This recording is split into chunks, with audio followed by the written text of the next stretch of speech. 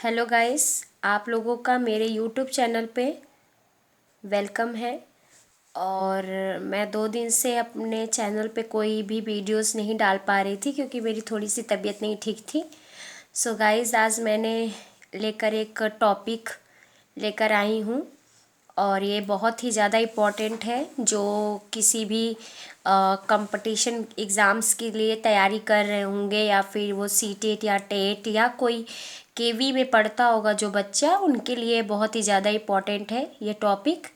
So guys, आज मैं लाई हूँ जॉर्ज मेडल जो है उनके बारे में, जिन्होंने कि एक्सपेरिमेंट किया था पीस के ऊपर कि वो रफ है कि स्मूथ है। ठीक है, उनका जो बॉर्न हुए थे वो ऑस्ट्रिया में हुए थे 1822 में। और वो बहुत ही ज़्यादा स्टडी से बहुत ही ज़्यादा मतलब उनको लगाव था, बहुत ही फॉन्ड थे स्टडीज़ को, बहुत ज़्यादा इंटरेस्ट था उनका। और उनके अंदर एक फोबिया टाइप्स का था, एक नर्वसनेस था अबाउट एग्जामिनेशन। कभी कभी होता है कि एग्जामिनेशन को लेकर हम जब एग्ज़ाम देने जाते हैं तो हमारे अंदर बहुत ही ज़्यादा डर हो जाता है, जिसकी वजह से बहुत सारे प्रॉब्लम्स आते हैं। तो ये प्रॉब्लम जो था, ये ग्रेगर मेडल जो थे, इनके साथ भी यही सेम कंडीशन था। और दूसरी कंडीशन ये था कि ये पढ़ना तो बहुत चाहते थे but he have a no money. इनके पास पैसे नहीं, इनफ पैसे नहीं थे जिससे कि अपनी स्टडी कंटिन्यू आगे बढ़ा सकें।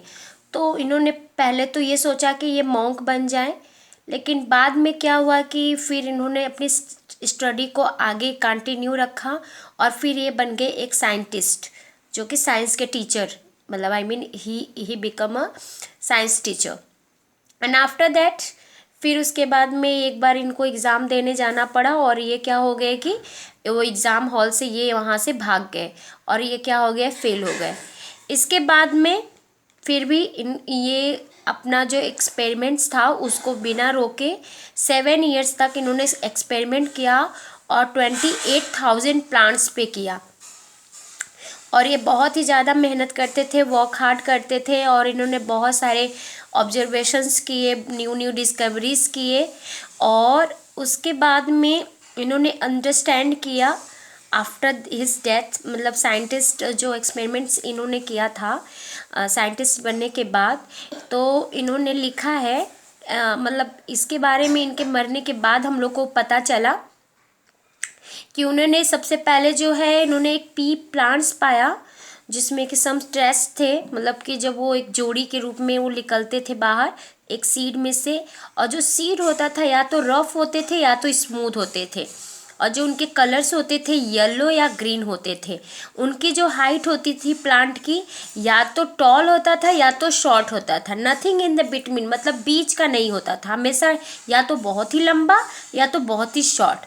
और जो उनका नेक्स्ट जनरेशन होता था उस मतलब उस सीड का, मतलब अगर उसमें से आप बीज तैयार करने के बाद, सीड तैयार करने के बाद फिर से जब उसकी बुआई की जाती थी तो वो ज़रूरी नहीं था, जो उनका सीड होता था वो रफ या स्मूथ दोनों हो सकता था।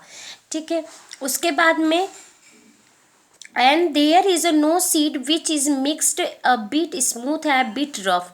ये ज़रूरी नहीं था मतलब कि ज़्यादा कम, थोड़ा स्मूथ रहे और थोड़ा रफ रहे, मतलब ऐसा नहीं था। सीड या तो स्मूथ होता था या तो रफ होता था।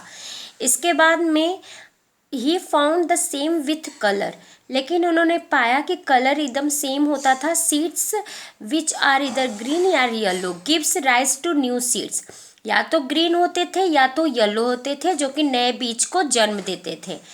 इसके बाद में next generation does not have a seeds with a mixed new color made from the both green and yellow, and Medal showed that in the next generation of a pea plants there will be more plants having a yellow seeds। हमेशा yellow seeds होता था जब new generations start करने के लिए, मतलब जब next seeds, जब वो सीड से सीड दोबारा बनता था तो नेक्स्ट जनरेशन तैयार होता था।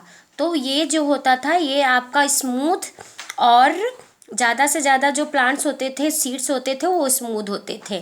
तो ये था डिस्कवरी आपके ग्रेगर मेंडल का। Okay, so thank you so much watching my video, and if you like then you have to subscribe and share.